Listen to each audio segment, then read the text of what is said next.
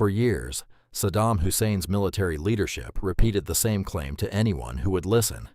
The T-72, they said, was the finest tank in the Middle East. They called it Invincible. They said its Soviet-designed armor could withstand anything the West had to offer.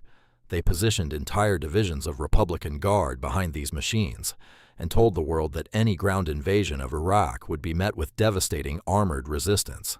Intelligence analysts across the coalition took note. Western commanders studied satellite imagery, showing hundreds of T-72s dug into defensive positions across the southern Iraqi desert. The question wasn't whether the Republican Guard believed in their tanks. The question was whether that belief had any foundation in reality. On a cold February evening in 1991, in a featureless stretch of desert, marked only by a map coordinate called 73 Easting, that question was answered with brutal clarity. What unfolded in roughly 23 minutes didn't just destroy tanks, it destroyed an entire doctrine, and the men inside those machines, on both sides, would carry the weight of those minutes for the rest of their lives. To understand what happened at 73 Easting, you first need to understand what the coalition was facing. The Iraqi military in early 1991 wasn't some disorganized militia. It was the fourth largest standing army in the world. Saddam had invested billions in Soviet hardware, and the backbone of his armored forces was the T-72 M1, an export variant of the Soviet Union's main battle tank. According to Iraqi military doctrine at the time, the T-72 was considered more than adequate to counter anything fielded by NATO. Its 125mm smoothbore gun could fire armor-piercing, fin-stabilized, discarding sabot rounds, anti-tank guided missiles, and high-explosive fragmentation shells. Its composite armor, layered with steel and textilite inserts, was designed to resist Western anti-tank weapons. On paper, these were serious machines. The crews operating them had been trained by Soviet advisors and had years of combat experience from the Iran-Iraq War. Many of the Republican Guard's tank commanders had survived 8 years of brutal attritional warfare. They knew how to fight. They knew how to dig in, and they believed, because they had been told repeatedly, that their tanks could hold the line against anything. But what Iraqi intelligence either didn't know or chose to ignore was that the coalition had something the Soviets had never anticipated. The M1A1 Abrams wasn't just an upgrade over previous American tanks.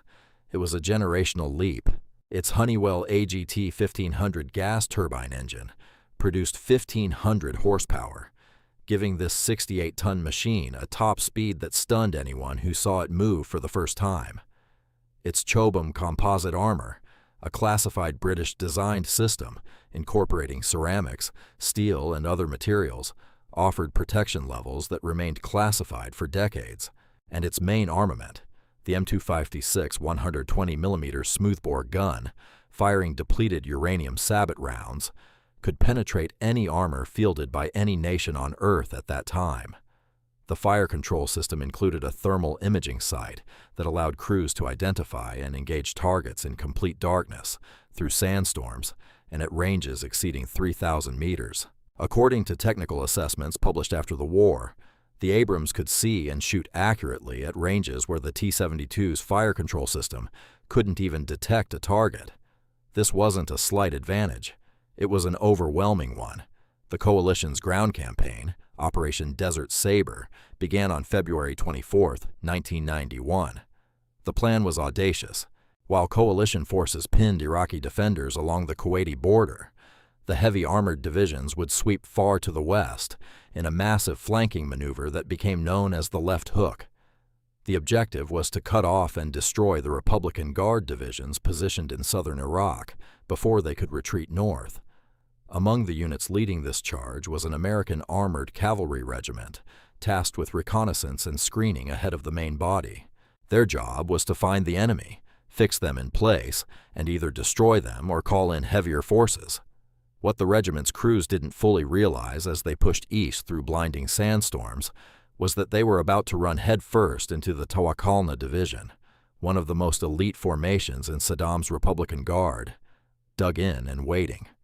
If you're finding this story gripping and you want to see more content like this, real military history brought to life with the details that matter, Take a second to hit that like button and subscribe to the channel. It helps more than you know and means this kind of deep research keeps coming your way. The afternoon of February 26, 1991, was miserable. A sandstorm had reduced visibility to less than 1,000 meters for the naked eye. Rain mixed with sand created a gray-brown haze that blanketed the desert floor. For the Iraqi tank crews dug into their fighting positions along the 73 easting grid line, the weather must have felt like an ally. Reduced visibility, they likely reasoned, would neutralize the coalition's air superiority and force any engagement into close range, where the T-72's gun could be lethal. According to after-action reports, the Republican Guard positions were well prepared. Tanks were dug into berms with only their turrets exposed, a classic Soviet-taught defensive technique that reduced the vehicle's profile and provided additional protection. Infantry fighting vehicles, bunkers, and logistics trucks were positioned throughout the defensive belt. The Iraqis had established what they believed was a formidable defensive line. They were ready for the coalition to come to them. What they were not ready for was thermal imaging. The Abrams thermal sights cut through the sandstorm like it wasn't there. At ranges exceeding 2,000 meters, American gunners could see the heat signatures of Iraqi vehicles glowing bright against the cold desert background. The T-72s, with their engines running to maintain readiness, radiated heat that made them unmistakable targets. Every dug-in tank, every vehicle, every fighting position appeared on the American thermal displays as clear white shapes against a dark canvas. The Iraqi crews, relying on optical sights that were effectively blinded by the sandstorm, had no idea they were being watched. According to documented accounts from multiple crew members, the first indication many Iraqi tankers had that they were under attack was the sound of depleted uranium sabot rounds impacting their armor at over a mile per second. The engagement began as the lead American tanks crested a slight ridge and immediately began identifying targets. What happened next has been studied at military academies around the world. The Abrams crews opened fire at ranges between 1,500 and 2,300 meters. The M1A1 depleted uranium rounds, nicknamed the Silver Bullet, struck the T-72s with devastating effect. According to detailed battle damage assessments conducted after the engagement, the sabot rounds penetrated the T-72's frontal armor, something Iraqi commanders had been told was impossible. The rounds didn't just penetrate, they passed through the armor, ignited the ammunition stored in the autoloader carousel beneath the turret, and caused catastrophic internal explosions. Tank after tank erupted.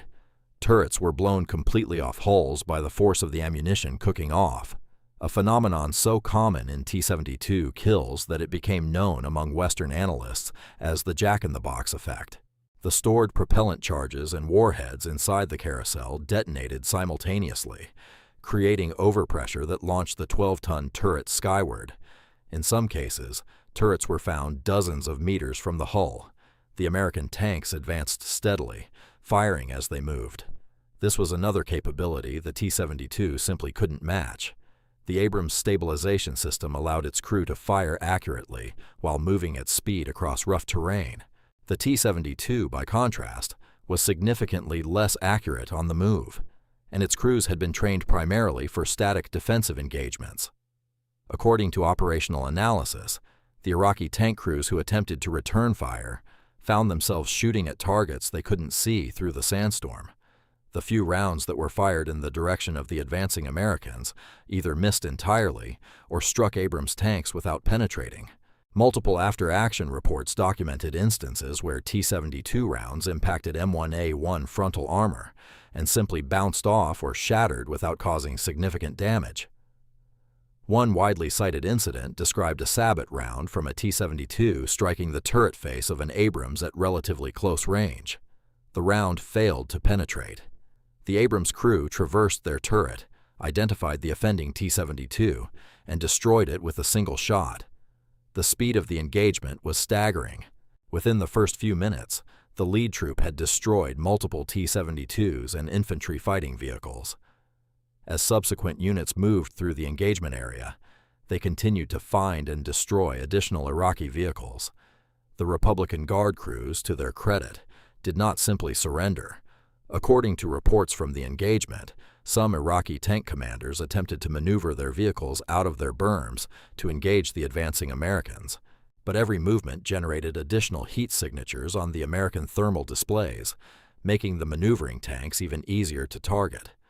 Other crews attempted to abandon their vehicles and escape on foot. The battlefield was becoming a scene of total destruction, with burning vehicles casting an orange glow through the sandstorm and secondary explosions from ammunition continuing to ripple across the Iraqi positions. What made the engagement at 73 Easting particularly significant from a military analysis perspective was not just the lopsided outcome, but the complete validation of an entire generation of Western weapons technology and combined arms doctrine. The coalition forces at 73 Easting didn't just have better tanks. They had better training, better doctrine, better communications, and better situational awareness.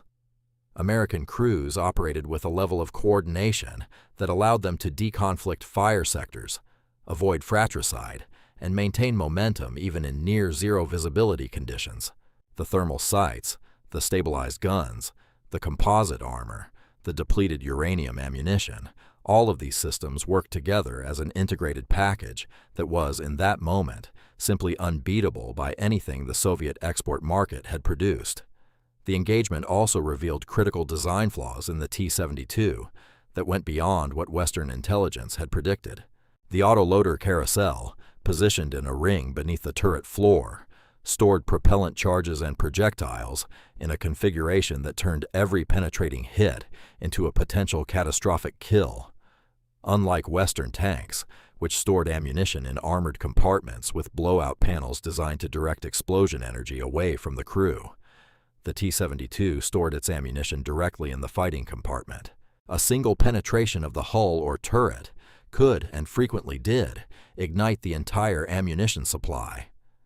Analysis of the destroyed T-72s at 73 Easting confirmed this vulnerability in graphic detail. Vehicle after vehicle showed evidence of internal ammunition detonation.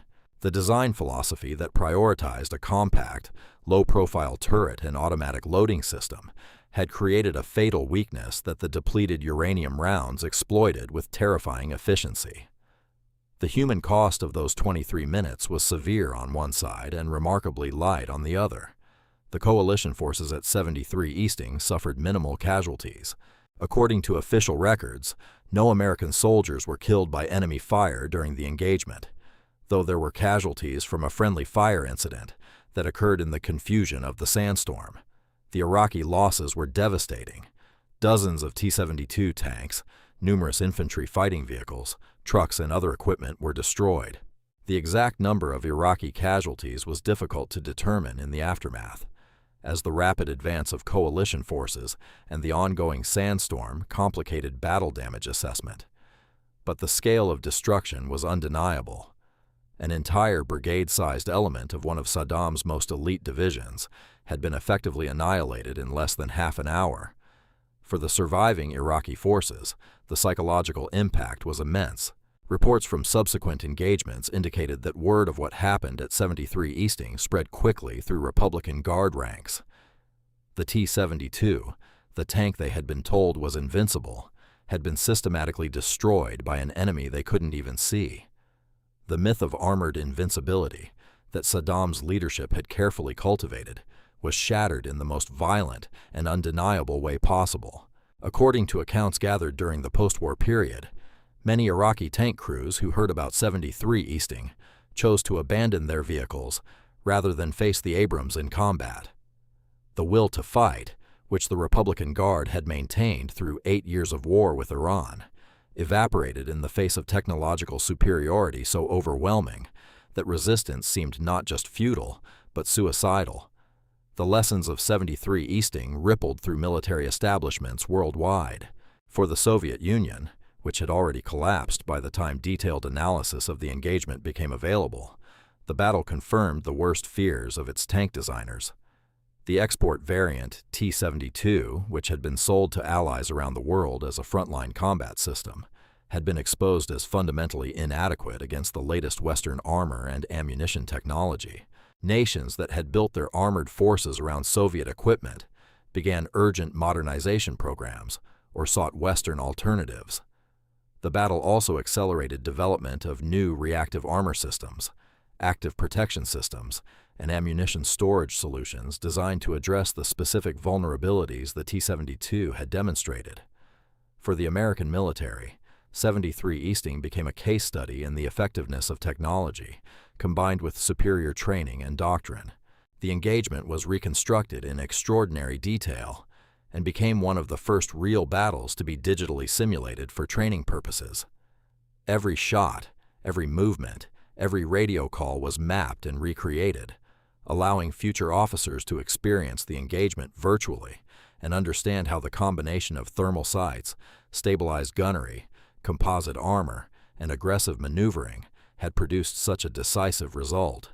The battle proved that investment in advanced technology could produce not just marginal advantages, but transformative ones, capable of turning what should have been a contested armored engagement into a one-sided demonstration of dominance. But beyond the statistics and the technical analysis, 73 Easting was a profoundly human event. On one side were crews who had been told their equipment was the best in the region, who had prepared their positions carefully, who had survived one of the longest conventional wars of the 20th century, and who discovered in the worst possible way that everything they believed about their capabilities was wrong. On the other side were young soldiers, many experiencing combat for the first time, who found themselves in a nightmarish landscape of burning vehicles and exploding ammunition, moving forward through a sandstorm into an enemy they could see only as thermal ghosts on a green screen. The clinical precision of the American gunnery didn't make the experience any less terrifying for the crews pulling the triggers.